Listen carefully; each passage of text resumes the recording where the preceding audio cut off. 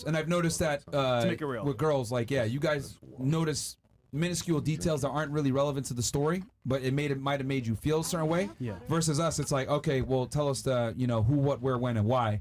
Let's get the facts of the story so we understand it can come to a proper conclusion here. But that's just one difference. I'm not saying women are evil for that. Like, of course not. But I think it's very important that men understand that the way females communicate versus the way that we communicate are different. And once you understand that, you can kind of move accordingly. So, anyway. Where were we? Where are you? Yeah. One tip you would tell your brother or son. Wait, did we get yours? We didn't get yours. I answered just give him peace. I don't know. Oh, don't nag. So don't do what you did. Okay. No. Fantastic. Okay. What about you? Hey, learn from your mistakes, man. Good example. What about you? Probably just find someone who makes you happy. Okay, come on, man. That's boring as fuck. Bro, like, come on now. What's required to make a man happy? That like, what should they look for? Somebody you can like go experience things with. I don't know. I wouldn't want like him to be with. I wouldn't want like my brother to be with someone who's like boring and just like wants to sit at home all day. Like, I would want him to be with someone like they can go to like. Okay, let me ask you a question. Here's a litmus test. Would you prefer your brother be with a girl that's boring and sits home all day, but he knows where she is, or a girl that's outgoing, spontaneous, the life of the party, etc.? Which one do you think is a better fit for your brother? But I'm saying like he's with her. I'm not saying she's doing it without him. Yeah, but if there's two options, which one would you think is better? I mean, are you saying in the fact of he's not with her? Like, she's out doing these things, like she's either home or she's out with her girlfriends, or are you saying he's with her? Two scenarios. Yeah. He's with girl A, who is boring, stays at home, prefers to be watching Netflix and hanging out, waiting for him, right, and doesn't really go outside. Or the other girl who's spontaneous, adventurous, has friends, has a social life, is out and about, life of the party, you know, interesting life experiences. What do you think is a better fit for your brother? Life experiences. See, that is why women don't know anything. And I knew you were going to say that. No. And the reality is, the first girl I mentioned is a way better fit for most guys. Lazy and just sitting at home all day. See, I love how she said that person's lazy. See how she was able to find a negative thing to the girl who's actually the better candidate for her brother versus the other girl. Bro, we don't want girls that are outside all the time and life of the party and spontaneous and all sort of shit. It's free-spirited. Those girls tend to be promiscuous. Not all the time, but they tend to be. Don't you think like if a girl's bored at home, she'd have like more of a reason to like go find someone else than if she's actually like living her life? Who's more likely to do the bullshit? The girl living her life or the girl sitting at home waiting for the guy? There's something called social media nowadays. Maybe back then, maybe in the 90s when like people didn't have phones and everything. I agree with what you're saying, but nowadays there's social media and everything. You're saying FOMO? I'm saying like girls nowadays like on Instagram, Snapchat, like all these like places, like they're talking to guys, like, and I feel like if you're at home like doing nothing, like that's like your phone is so easy to like open up to. Of course, but this is why guys prefer girls that don't have a big social media or aren't on social media at all. Yeah. I think, but I just found it interesting how you think like the better partner is the girl that's like out and about versus the girl that stays at home. I mean, I know I'd want to be with someone who's like, we go out and do things. Like, I personally wouldn't want to sit at home. But wouldn't it be fair to say that as a female, you're attracted to different things than a man would be attracted to? I mean, sure, yeah. Like, for example, like a girl wants a guy that's like, you know, adventurous, able to do things, competent, experienced, right? But men don't want that. Like, we want a girl that's inexperienced. Okay. If that makes sense. Like, yeah, I want to be the first one to take a girl to Dubai. If she's been there before, that's a fucking problem. I look at that as a red flag. I want me to be the first one where she's got in a Mercedes or a Lambo or whatever the first time, and it's my car, you know, versus, oh, I've been in a Lamborghini before. If a girl tells me that, I'm like, what the fuck? Like, that's not good. Or she's been on a private jet before. These are all like red flags. When I see girls that have experiences like this, I automatically think to myself, ho.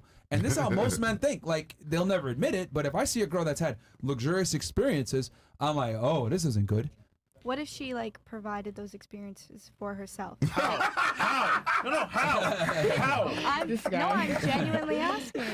How? That's the response most guys are going to give. They're going to laugh just like you. Unless it's daddy's money or... Bro, there are women out there who provide, who are like entrepreneurs Be and honest. everything. who The make their majority own money. aren't entrepreneurs, though. Right? They I are. agree with that. I'm Yeah. not saying It's the nefarious majority, but I'm acts. saying like All right. if you meet a So woman. what? Maybe 1 out of 10 girls might be actually able to provide that for herself. But what Yeah. are the other 9 though? They got it from a dude, right? Probably. So if the likelihood is that 9 out of 10 times she got it from a dude, what are men gonna think? That it's always from a dude. I don't know. Therefore, yeah, no, you were right. So then Yeah. they're not gonna respect it. Have you ever Like they're been? gonna automatically assume like, what the fuck? Like this chick is a 304. Have you ever been in a Lambo before? No, I don't think so. Well, trust me, it won't be me changing that for sure.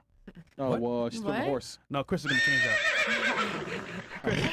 Chris, No, hey, it's fine, man. Get him, Chris. you know what I was gonna say? He can do it for you, but he has no car. What? Because I live in Brickell, 'Cause he- man. he I, doesn't want a I car. don't have to drive, man. He Come takes on, the man. Metro It's Brickell, Mover. man. He takes the Metro Mover. Anyway, going back to what I was saying. Men don't value experience like women do. Is what I've like.